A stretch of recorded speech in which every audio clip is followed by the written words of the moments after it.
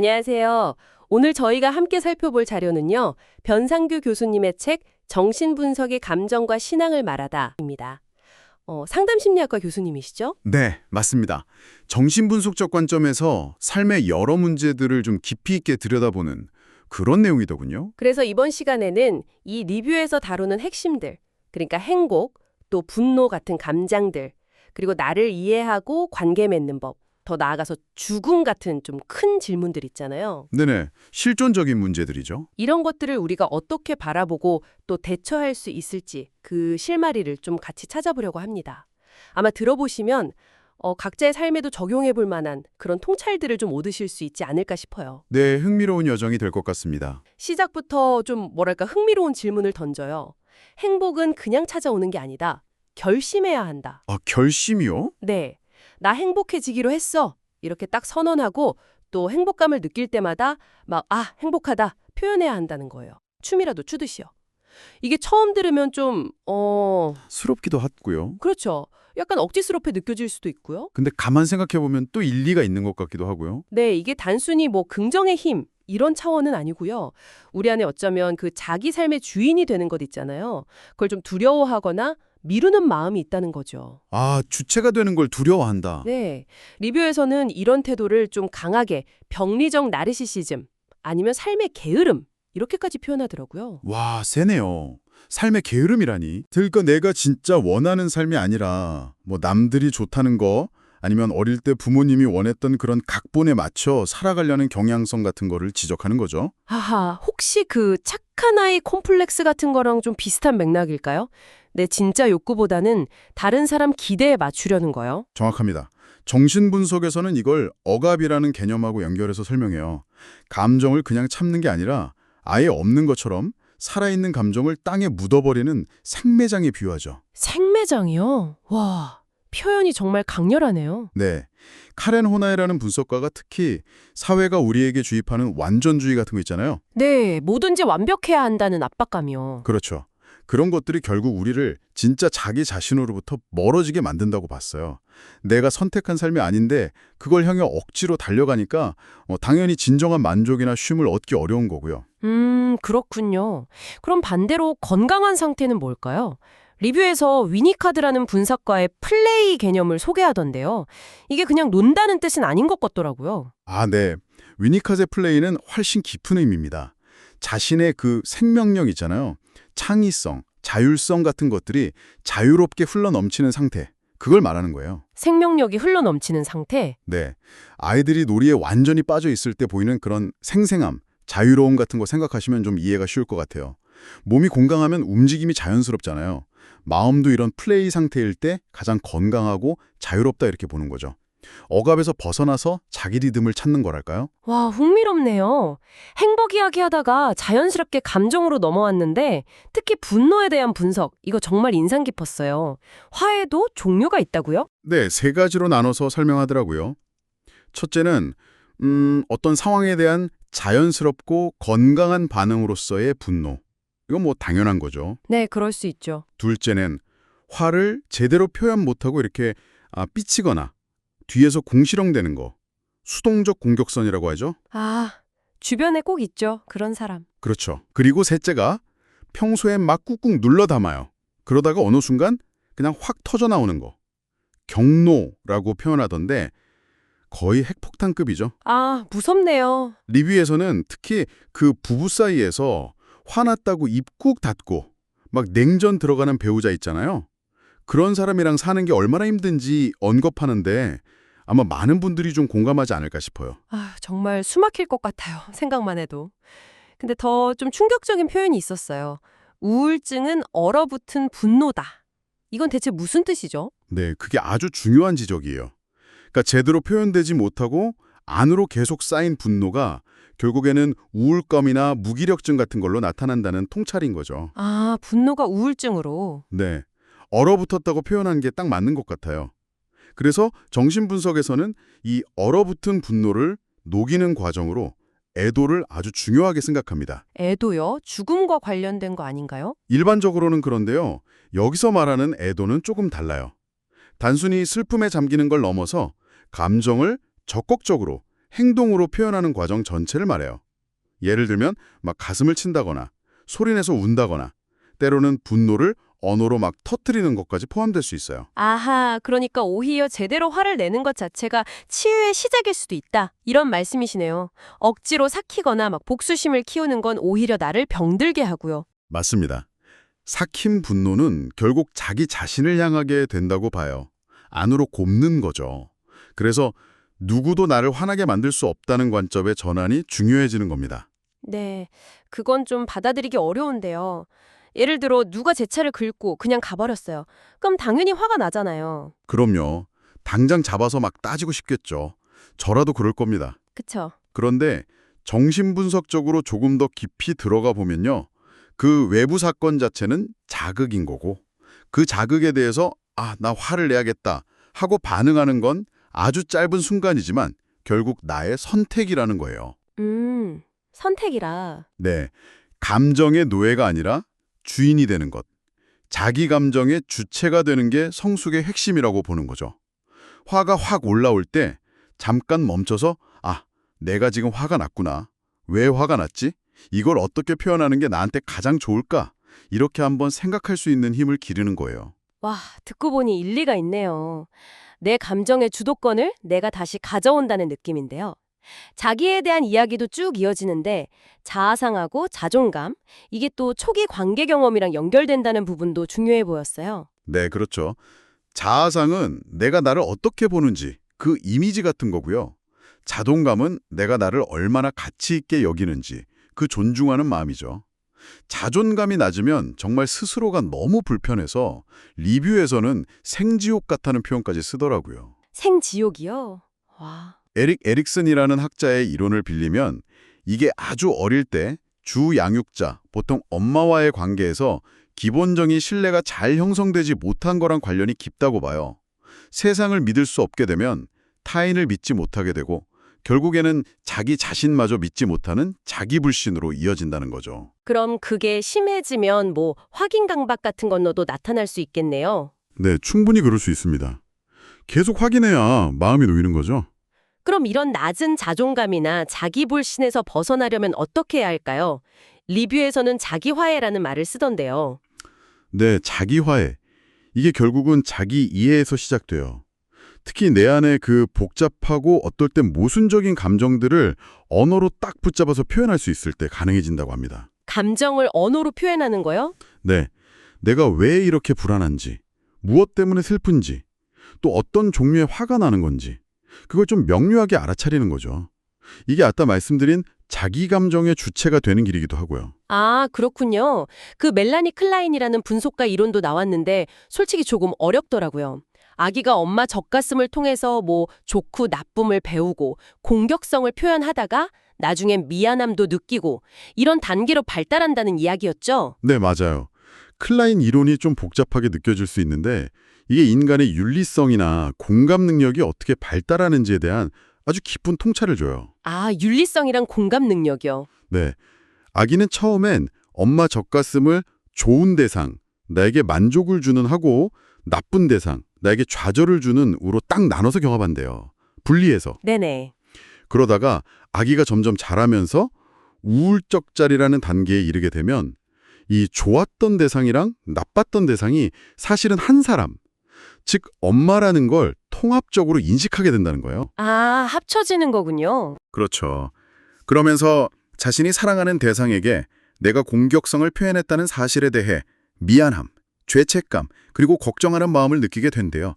이게 바로 타인의 입장을 헤아리고 공감하는 능력의 아주 초기 형태, 씨앗이라는 거죠. 와, 진짜 흥미로운 분석이네요. 그럼 혹시 공감 능력이 부족한 경우는 이 우울적 자리에 제대로 도달하지 못했거나 아니면 거기서 좀 퇴행했을 가능성이 있다는 뜻인가요?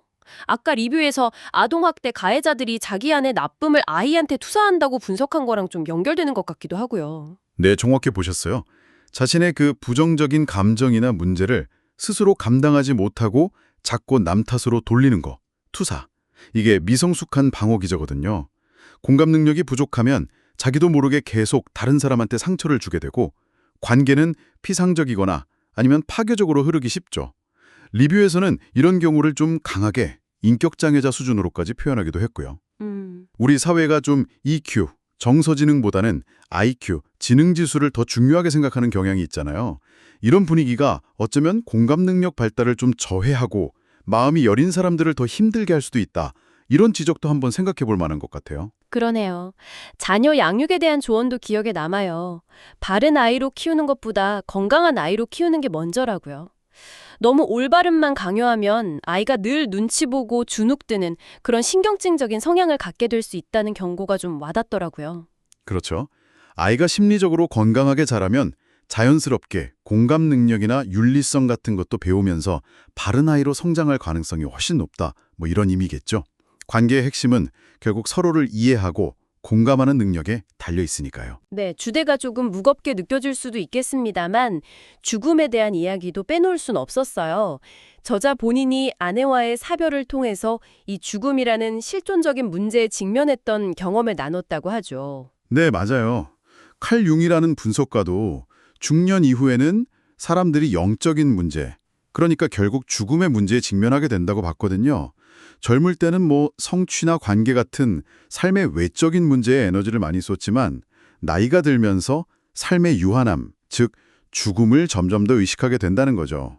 저자도 엄청난 독서가였다고 들었는데 아내의 죽음이라는 그 큰 사건 앞에서는 지식만으로는 해결되지 않는 깊은 질문들과 마주했다고 고백했다고요. 네, 죽음을 인식한다는 것은 우리를 좀 겸허하게 만들죠. 그리고 필연적으로 그럼 남은 시간을 어떻게 살아야 하나 이런 질문을 던지게 만들고요.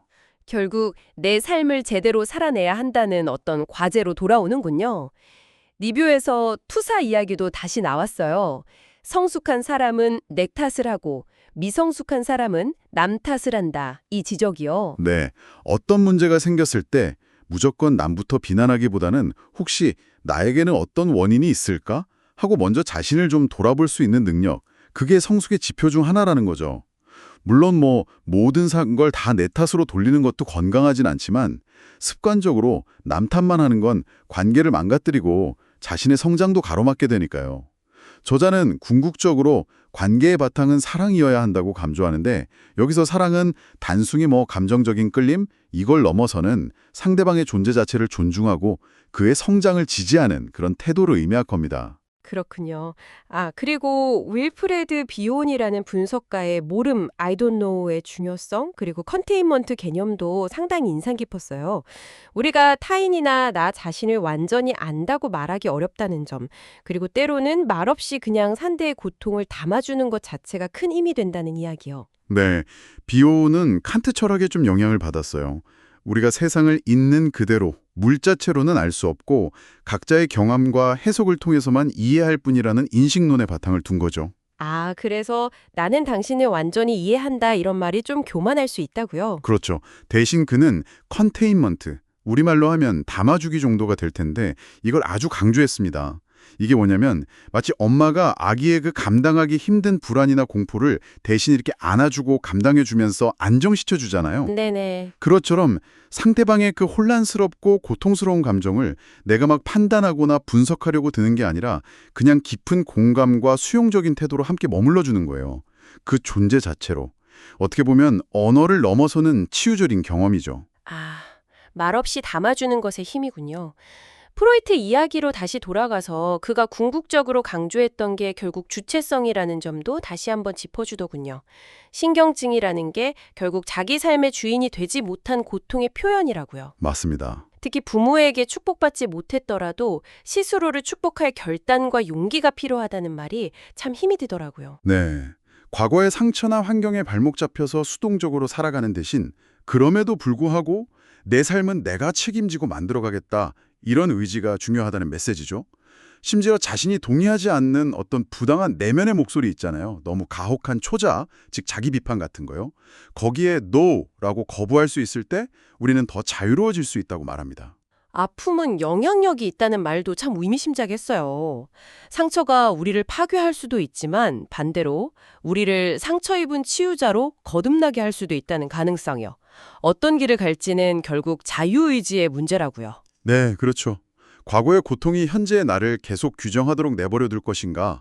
아니면 그 경험을 오히려 성장의 밑거름으로 삼아서 나와 비슷한 아픔을 겪는 다른 이들을 도울 것인가? 어떤 선택의 갈림길에 서게 된다는 거죠? 소통의 중요성도 정말 여러 번 강조됐어요. 말하지 않아도 아는 건 초코파이 광고뿐이다. 이 비유가 너무 재밌으면서도 핵심을 찌르더라고요. 네, 정말 그렇죠. 사랑한다, 미안하다, 고맙다 이런 표현하는 게 좀 어색하더라도 그걸 넘어서야 한다고요. 네, 스카펙의 사랑에 대한 정의도 참 인상적이었죠. 사랑은 상대방에게 이렇게 기생하는 의존이 아니라 독립된 두 인격체가 서로의 영적인 성장을 돕기 위해서 자신의 자아를 확장하려는 의지다. 이렇게 정의했잖아요. 아, 자아를 확장하려는 의지. 네. 그러니까 진정한 사랑은 오히려 각자의 그 개별성, 독립성을 존중하고 지지하는 데서 출발한다는 의미로 이해할 수 있을 것 같아요. 그런데 현실에는 공감 능력이 부족하고 자기 감정에만 갇혀있는 성인 아이들이 많다는 지적도 있었어요. 한국 사회 범죄의 상당수가 이런 미성숙한 성인들에 의해서 저질러지고 그 배경에는 또 불행한 어린 시절의 고통이 있다는 분석이 참 안타까웠습니다. 네, 성인 아이. 겉모습은 어른인데 내면은 여전히 상처받고 미성숙한 아이 상태에 머물러 있는 경우를 말하죠. 이게 참 부모의 역할이 얼마나 중요한지, 그리고 어린 시절의 경험이 한 사람의 인생에 얼마나 깊고 오래 영향을 미치는지 다시금 생각하게 만드는 대목이에요. 그러게요. 심리치료 과정에서 나타나는 어떤 역설 같은 것도 지적했는데요. 내담자들이 상처에서 벗어나고 싶어 하면서도 동시에 자기도 모르게 그 익숙한 고통의 패턴, 그걸 기저정서라고 하는데 거기로 자꾸 돌아가려는 무의식적인 경향성, 저항이 있다는 거예요. 아, 벗어나고 싶으면서도 돌아간다. 왜 그럴까요? 그 밑바닥에는 과거 상처에 대한 아주 깊은 억울함이 자리 잡고 있다고 분석하더라고요. 내가 왜 이런 일을 겪어야 했나 하는 그런 감정이요. 그럼 치유는 어떻게 가능한 걸까요? 마법처럼 상처가 그냥 싹 사라지는 게 아니라면요. 리뷰에서는 치유라는 게 상처를 지우개로 지우듯이 없애는 게 아니라고 말해요. 오히려 그 상처를 더 이상 피하지 않고 정면으로 마주해서 그냥 묵묵히 바라볼 때 관조한다고 표현했는데 그럴 때 변화의 가능성이 열린다고 이야기합니다. 묵묵히 바라본다. 네. 그리고 상담자는 그 고통스러운 과정을 옆에서 함께 견뎌주고 지지해주는 동반자이지 문제를 대신 해결해주는 해결사가 아니라는 점도 명확히 하고요. 결국 치유의 주체도 자기 자신이라는 거죠. 과 고통, 또 자기 이해와 관계 맺음이라는 참 복잡하고 깊은 주제들을 함께 탐구해봤습니다. 네. 정말 많은 생각을 하게 하는 시간이었네요. 핵심은 결국 내 삶의 주인이 되어서 내 감정을 잘 이해하고 다루고 또 끊임없이 나를 돌아보고 진솔하게 소통하고 그리고 타인에 대한 깊은 공감 능력을 키워나가는 것. 여기에 있는 것 같아요. 리뷰어도 마지막에 자기 자신을 아는 지식의 중요성, 그리고 마음의 문제를 좀 담기처럼 편하게 이야기하고 도움받을 수 있는 사회적인 시스템이 필요하다. 이런 점을 강조했죠. 네, 맞습니다. 그래서 마지막으로 이 방송을 들으시는 분들께 이런 질문을 한번 던져보고 싶습니다. 칸트나 비용 같은 철학자나 분석가들이 지적했듯이 우리가 타인이나 나 자신을 완전히 이해하는 것이 어쩌면 불가능하고 또 우리의 내면 상태는 끊임없이 변하는 존재, 나는 변한다, 고로 존재한다라면 말이죠. 네.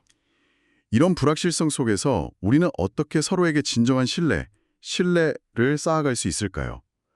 그리고 그 상처로 얼룩진 과거의 익숙한 패턴, 그 강한 저항에서 벗어나서 새로운 관계와 또 새로운 삶의 이야기를 써내려갈 수 있을지 한번 고민해 보시면 좋겠습니다. 네, 정말 깊은 질문이네요. 오늘 이 의미 있는 탐구에 함께 해주셔서 감사합니다. 당신의 마음에 작은 생각의 씨앗 하나가 심어졌기를 바랍니다.